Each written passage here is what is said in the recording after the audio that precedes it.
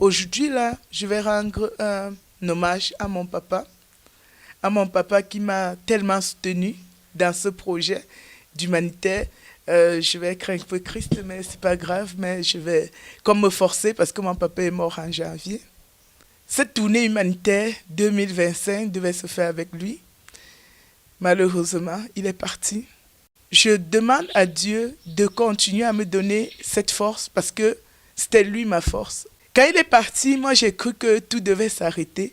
Mais curieusement, depuis que je suis là, parce qu'on l'a enterré en avril, je suis en train de faire comme plein de choses que je n'imaginais pas. J'étais sûre que je devais rien faire en 2025, que je devais être en mode pleurs. Mais curieusement, non, je suis en train de faire beaucoup de choses.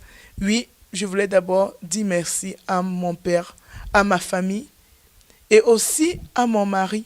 Parce que avoir un mari qui laisse sa femme faire tout ce que je fais, sans toutefois être derrière pour dire pourquoi l'argent du couple, tu fais tout ça avec. Je voulais lui dire merci aussi parce qu'il m'encourage beaucoup dans ça. Oui, j'ai parlé de la famille, mais je tenais aussi à dire un gros merci à ma ville, la ville de Matane. La ville de Matane, c'est où j'habite depuis près de 15 ans.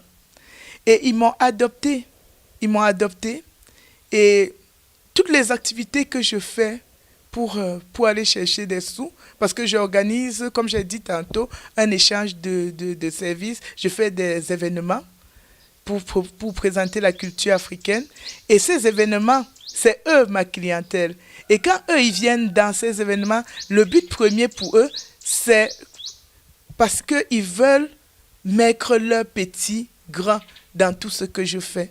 Donc, je veux dire un gros merci à la ville de Matane, les habitants de Matane et les environs, Saint-Andémon, Rimouski, Capcha, tout ça, c'est tous ceux qui m'encouragent dans l'humanitaire, qui m'encouragent dans tout ce que je fais.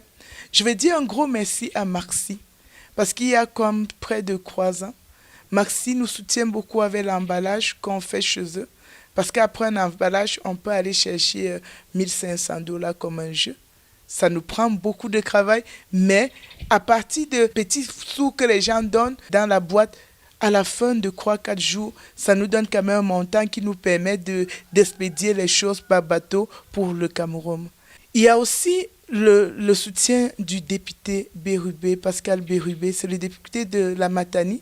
Parce que quand tu es dans une ville, quand les députés soutiennent tes activités, crois en toi, ça c'est aussi quelque chose qui te booste parce que tu te dis, tu es quand même chez toi. À Tigre Géant, qui est comme, c'est un magasin qui me soutient beaucoup, à IGA, à Maxi, à DEM, à la MRC de la Matanie, à Walmart, qui me soutient aussi. Donc, ce sont des personnes que je sais que j'ai oublié des noms, mais j'ai aussi une dame qui a embrassé Okavi comme c'était son projet. Elle s'appelle Maxime. C'est une dame qui accompagne Okavi depuis près de 6 ans. C'est avec elle qu'on paye l'école des jeunes qu'on scolarise ici au Cameroun. À chaque rentrée, c'est Viviane, on a combien d'enfants cette année? À Noël, Viviane, tu vas dans combien d'orphelinats? Donc, je voulais dire vraiment merci à Maxime. Et merci pour ton soutien. Merci aussi à tous les bénévoles qui accompagnent Okavi Découverte de l'Afrique, parce que je ne peux pas les citer parce qu'ils sont nombreux.